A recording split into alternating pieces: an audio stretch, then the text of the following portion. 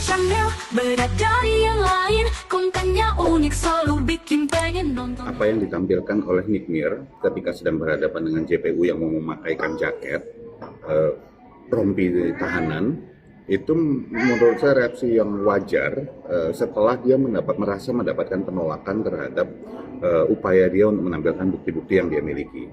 Tetapi sebetulnya kita perlu melihat ini dari sebuah kacamata yang lebih besar, yaitu bahwa apakah kemudian kalau dirasa atau dipersangkakan bahwa adanya sebuah upaya melanggar hukum, upaya dalam membuat sebuah proses pengadilan itu jadi terganggu karena adanya pengaturan-pengaturan, apakah itu jaksa, apakah hakim dan sebagainya, apakah itu bisa dinaikkan atau dibawa ke pengadilan terkait kasus lain yang kasusnya itu kan antara Nick Mir dan Reza Gladys gitu ya, atau perlu dibawa ke sebuah kayak semacam katakanlah Dewan Kehormatan atau Badan Kehormatan atau Badan Pemeriksa Peradilan dan sebagainya.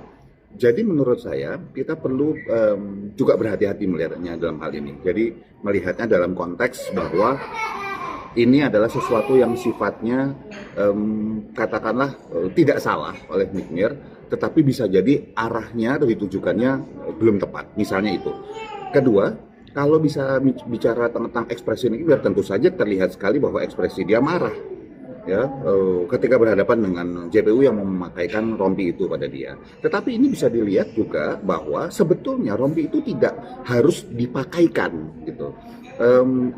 Kalau kita bicara tentang aturan bahwa seorang terdakwa memang harus mengenakan jaket rompi tahanan ketika mau dibawa kembali ke tahanan, tetapi nggak harus dipakaikan kan, gitu loh.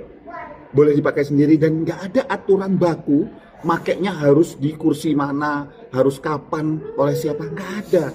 Jadi buat saya memang agak lebay dari sisi JPU yang mau memakaikan rompi tahanan tersebut. Nah, dalam hal ini bisa jadi proses ini terjadi karena ada upaya untuk menyimbolkan bahwa JPU itu masih berkuasa loh atas Nick Mir.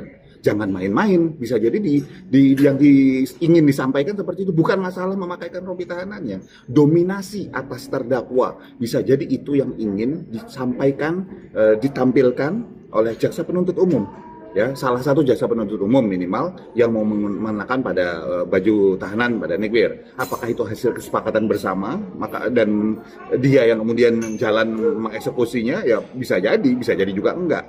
Tapi itu yang saya lihat, Nick Mir berusaha untuk melawan simbol tersebut sehingga dia merasa bahwa saya tahu kok hak-hak saya gitu dan tidak mau diam saja. Dan buat saya itu satu hal yang baik ya, bahwa kita nggak diam aja ketika ada sebuah hak sebagai warga negara yang dilanggar oleh pejabat sekalipun, misalnya oleh pihak yang berwenang. Dia tidak berwenang kalau tidak didukung oleh aturan perundangan kewenangannya. Dan makanya kita perlu belajar tentang hukum, undang-undang, walaupun kita bukan lawyer misalnya, perlu untuk paham dan tahu. Saya kadang-kadang agak bingung bagaimana netizen gitu misalnya, atau banyak orang gitu misalnya bisa berprasangka bahwa misalnya JPU-nya seperti memendam dendam gitu pada seseorang. Memang dendam itu bisa dilihat dari mana? Dendam itu hanya bisa diketahui antara dari kita dengan Tuhan gitu. Jadi kalau buat saya yang ditampilkan, ekspresi yang ditampilkan oleh JPU yang mau memakaikan rompi tahanan kepada Nick Mir adalah ekspresi marah, menahan marah gitu. Dia nahan marah sekali gitu. Dan marahnya itu bisa terjadi karena apa yang sudah disampaikan oleh Nick Mir tadi, misalnya tentang adanya pengaturan. Selalu ada dua kemungkinan, bahwa memang katakanlah kemarahan tersebut karena merasa tidak salah, merasa tidak ada melakukan pengaturan-pengaturan sehingga dia merasa kayak dituduh, marah gitu ya. Atau yang kedua, marah karena ketahuan, kan gitu. Nah, yang pertama pun ada dua.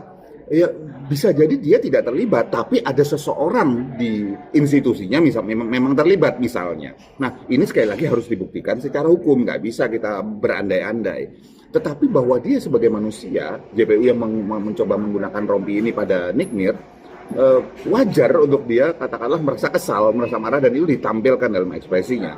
Sesederhana bahwa dia hanyalah manusia biasa yang bisa kesal, bisa marah. Bukan berarti dia jadi benar, enggak. Bukan berarti juga pasti salah juga, ya. Tapi itu adalah ekspresi marah.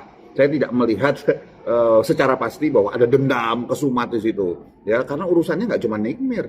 JPU itu urusannya banyak gitu loh. Buat apa dia hanya dendam pada satu orang aja, ya?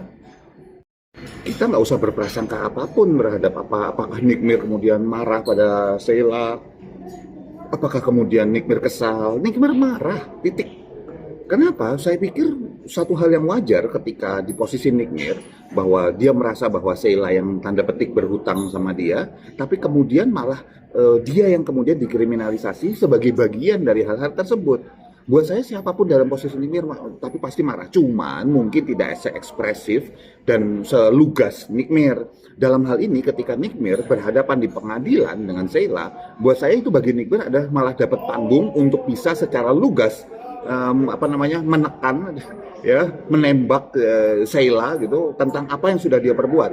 Dan kalau Sheila tidak bisa memberikan jawaban pasti, misalnya tanya iya dan tidak, jawab ya atau tidak gitu, atau misalnya ditanya sebuah peristiwa dia tidak mau menjelaskan tapi malah muter-muter, itu malah sebuah bentuk kalau saya kecurigaan tersendiri terhadap kondisi tersebut. Apa yang lu sembunyiin gitu loh, ya, jawab aja secara lugas. Kalau misalnya ini hal yang benar, terang, terbuka, ya bisa dijelaskan dengan mudah gitu loh. Ketika Sheila berhadapan dengan Nick Mir, di beberapa video singkat yang terlihat dia diam. Tapi kan kita nggak tahu video-videonya itu sepanjang apa dan apakah ada di antara video tersebut yang Sheila kemudian dia membalas kata-katanya, kita nggak tahu. Karena videonya sekali lagi dipotong-potong.